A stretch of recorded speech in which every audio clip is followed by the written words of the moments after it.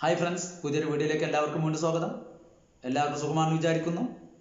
ഇന്ന് നമ്മൾ ഡിസ്കസ് ചെയ്യാൻ പോകുന്നത് GD എൻട്രിയെ കുറിച്ചാണ്. എന്താണ് GD എൻട്രി, അതിനു വേണ്ടി രേഖകൾ എന്തെല്ലാം എന്ന് നമുക്ക് നോക്കാം. GD എൻട്രി എന്ന് പറഞ്ഞാൽ GD എന്ന് പറയുന്നതിൻ്റെ ഫുൾ ഫോം ജനറൽ ഡയറി എന്നാണ്. നമ്മളെല്ലാവരും വാഹനം ഓടിക്കുന്നവരാണ്. എപ്പോഴാണ് ഒരു ആക്സിഡൻറ്റ് സംഭവിക്കുക എന്ന് നമുക്ക് ആർക്കും മുൻകൂട്ടി പ്രവചിക്കാൻ കഴിയില്ല. അങ്ങനെ ഒരു ആക്സിഡൻറ്റ് സംഭവിച്ചു കഴിഞ്ഞാൽ നമുക്ക് ഇൻഷുർ ക്ലെയിം ചെയ്യണമെങ്കിൽ, ഇൻഷുർ കമ്പനിയിൽ നിന്ന് നമുക്ക് ക്യാഷ് കിട്ടണമെങ്കിൽ അവരാവശ്യപ്പെടുന്ന ഒരു രേഖയാണ് GD എൻട്രി. GD എൻട്രിക്ക് നമ്മൾ അപേക്ഷ കൊടുക്കുന്നത് കേരള പോലീസിൻ്റെ തുണ എന്ന വെബ്സൈറ്റ് വഴിയാണ്. അപ്പോൾ ഇതിന് നമുക്ക് എന്തൊക്കെ രേഖകൾ ആവശ്യമാണെന്ന് നോക്കാം. ആ RC ഓണറുടെ പേരിൽ ഒരു രജിസ്ട്രേഷൻ നമ്മൾ ചെയ്യണം ഈ സൈറ്റ് വഴി. അത് പ്രൊഫൈൽ ക്രിയേറ്റ് ചെയ്യണം എന്നർത്ഥം. അദ്ദേഹത്തിൻ്റെ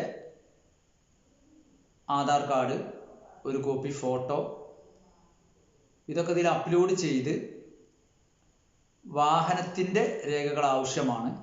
അതായത് വാഹനത്തിൻ്റെ RC വേണം, അതുപോലെ തന്നെ ഇൻഷുറൻസ് കോപ്പി വേണം. ഇപ്പോൾ ടാക്സി വണ്ടിയാണ് എന്നുണ്ടെങ്കിൽ അതിൻ്റെ പെർമിറ്റിൻ്റെ കോപ്പി, ആരാണ് വണ്ടി അല്ലെങ്കിൽ വാഹനം ഓടിച്ചിരുന്നത് അവരുടെ ഡ്രൈവിംഗ് ലൈസൻസ്, അതുപോലെ തന്നെ ഞാൻ നേരത്തെ പറഞ്ഞ പോലെ തന്നെ വാഹനം അപകടത്തിൽപ്പെട്ട് കഴിഞ്ഞാൽ നമ്മൾ ഇൻഷുർ ക്ലെയിം ചെയ്യുന്നതിന് വേണ്ട രേഖയാണ്, ഇൻഷുർ കമ്പനിക്ക് നമ്മൾ സമർപ്പിക്കേണ്ട രേഖയാണ് GD എൻട്രി എന്ന് പറയുന്നത്. അപ്പോൾ നിർബന്ധമായിട്ട് നമുക്ക് മനസ്സിലാവും ആ വാഹനം ആക്സിഡൻ്റ് ആയിട്ടുള്ള ഫോട്ടോ, അതായത് വാഹനം അപകടത്തിൽപ്പെട്ടതിന് ശേഷമുള്ള ഫോട്ടോ നമുക്ക് ഈ വെബ്സൈറ്റിൽ അപ്ലോഡ് ചെയ്യേണ്ടതുണ്ട്. അപ്പോൾ വിവിധ ആംഗിളിൽ നിന്ന് കിട്ടുന്ന ഫോട്ടോസ്, അത് വണ്ടി പിന്നെ ആക്സിഡൻറ്റിന് ശേഷമുള്ള ഫോട്ടോസ്, അതായത് വണ്ടിക്ക് എന്തൊക്കെയാണ് സംഭവിച്ചിട്ടുള്ളത്, എന്തൊക്കെ കേടുപാട് വാഹനത്തിന് സംഭവിച്ചിട്ടുണ്ട് എന്ന് നമുക്ക് ഈ ഫോട്ടോസ് കണ്ടാൽ മനസ്സിലാവും. അപ്പോൾ വിവിധ ആംഗിളിൽ നിന്ന് നമ്മൾ എന്ത് ചെയ്യുക, ഫോട്ടോസ് എടുത്ത് അതും ഇതിൽ അപ്ലോഡ് ചെയ്യേണ്ടതുണ്ട് എന്നാണ് ഞാൻ പറയുന്നത്. അപ്പോൾ നമ്മൾ ശ്രദ്ധിക്കേണ്ട മറ്റൊരു കാര്യം, ഇതിൻ്റെ ഫസ്റ്റ് പ്രൊഫൈൽ നമ്മൾ ക്രിയേറ്റ് ചെയ്യുമ്പോൾ ആ വ്യക്തിയുടെ അദ്ദേഹം നിൽക്കുന്ന അദ്ദേഹത്തിൻ്റെ അഡ്രസ്സിലുള്ള സ്വന്തം വിലാസത്തിലുള്ള പോലീസ് സ്റ്റേഷനാണ് നമ്മൾ കൊടുക്കുക. അതിനുശേഷം വാഹനം എവിടെ നിന്നും എവിടെ വെച്ചും ആക്സിഡൻ്റ് ആവാം, ആർക്കും മുൻകൂട്ടി പറയാൻ കഴിയില്ല. അപ്പോൾ ഈ GD എൻട്രി നമുക്ക് നൽകേണ്ടത്, നമുക്ക് തരുന്ന പോലീസ് സ്റ്റേഷൻ എന്ന് പറയുന്നത് ഏത് പോലീസ് സ്റ്റേഷൻ്റെ പരിധിയിൽ നിന്നുകൊണ്ടാണ് അപകടം സംഭവിച്ചത് ആ പോലീസ് സ്റ്റേഷനിലേക്കാണ് നമ്മൾ അപേക്ഷ കൊടുക്കേണ്ടത്. അവരാണത് പരിശോധിച്ചിട്ട് അതിൻ്റെ നടപടികളൊക്കെ സ്വീകരിച്ചുകൊണ്ട് ഈ ആക്സിഡൻറ്റ് ശരിയാണ് എന്ന് ബോധ്യപ്പെട്ട് നമുക്ക് GD എൻട്രി സർട്ടിഫിക്കറ്റ് അല്ലെങ്കിൽ അതിൻ്റെ പേപ്പർ നമുക്ക് തരിക.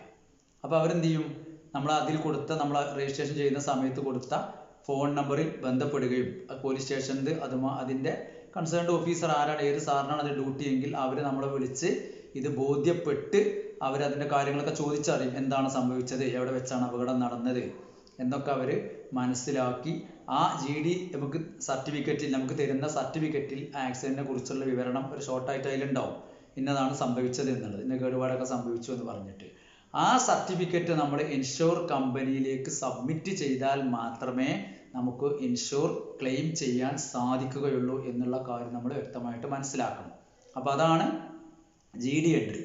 അപ്പോൾ നമ്മൾ ചെയ്യേണ്ടത്, ഇൻഷുർ ക്ലെയിം ചെയ്യാൻ ഉദ്ദേശിക്കുന്നുണ്ടെങ്കിൽ നമ്മൾ എന്ത് ചെയ്യുക, ആ സ്പോട്ടിൽ നിന്ന് തന്നെ വാഹനത്തിൻ്റെ വിവിധ സൈഡിൽ നിന്നുള്ള ഫോട്ടോസ് എടുക്കുക. അപ്പോൾ നമ്മളൊരു പോസ്റ്റിനാണ് വണ്ടി ഇടിച്ചു എന്ന് വെക്കുക, ഉദാഹരണം പറഞ്ഞതാണ്. അപ്പോൾ ആ പോസ്റ്റിൽ ഇടിച്ച് നിൽക്കണ, അതായത് വാഹനം അങ്ങനെ സംഭവിച്ചിട്ടുണ്ടെന്നുള്ള സത്യമാണെന്ന് ബോധ്യപ്പെടാൻ വേണ്ടിയുള്ള ഫോട്ടോസൊക്കെ നമ്മൾ സ്പോട്ടിൽ നിന്ന് വണ്ടി എടുക്കുന്നതിന് മുമ്പ് തന്നെ കുറച്ച് ഫോട്ടോസൊക്കെ നമ്മൾ എടുത്ത് ഫോണിലെടുത്ത് സൂക്ഷിക്കുക. ഓക്കെ, അപ്പോൾ ഇതാണ് GD എൻട്രി എന്ന് പറയുന്നത്. അപ്പോൾ പല ആളുകളും ഇങ്ങനെ ആക്സിഡൻറ്റ് സംഭവിച്ച് GD എൻട്രി ചെയ്യുന്നതിന് വേണ്ടി നമ്മളെ സമീപിക്കാറുണ്ട്. എന്നാൽ പല ആളുകൾക്കും ഇതിനെക്കുറിച്ച് ഒരു ഐഡിയ ഇല്ല, എന്തൊക്കെ രേഖകൾ വേണം, എന്തൊക്കെയാണ് ചെയ്യേണ്ടത് എന്നുള്ളത്. അപ്പോൾ അതുകൊണ്ടാണ് ഞാൻ ഇതുമായി ബന്ധപ്പെട്ടൊരു വീഡിയോ ചെയ്തത്. അപ്പോൾ ഏതായാലും നിങ്ങൾക്ക് വീഡിയോ ഇഷ്ടപ്പെട്ടിട്ടുണ്ടാവുമെന്ന് മനസ്സിലാക്കുന്നു. നിങ്ങൾക്ക് ഇഷ്ടപ്പെട്ട് കഴിഞ്ഞാൽ, ഉപകാരപ്പെട്ട് കഴിഞ്ഞാൽ മറ്റുള്ളവർക്കൊന്ന് ഷെയർ ചെയ്ത് കൊടുക്കുക, നമ്മളൊന്ന് സപ്പോർട്ട് ചെയ്യുക. എൻ്റെ വീഡിയോ നിങ്ങൾ ആദ്യമായിട്ടാണ് കാണുന്നതെങ്കിൽ സബ്സ്ക്രൈബ് ചെയ്യുക. ഓക്കെ, നിങ്ങൾ ഉപകാരപ്രദമായ മറ്റൊരു വീഡിയോ ഞാൻ വീണ്ടും വരും. അതുവരെ Nausalam tech Vattalur signing out. Thank you.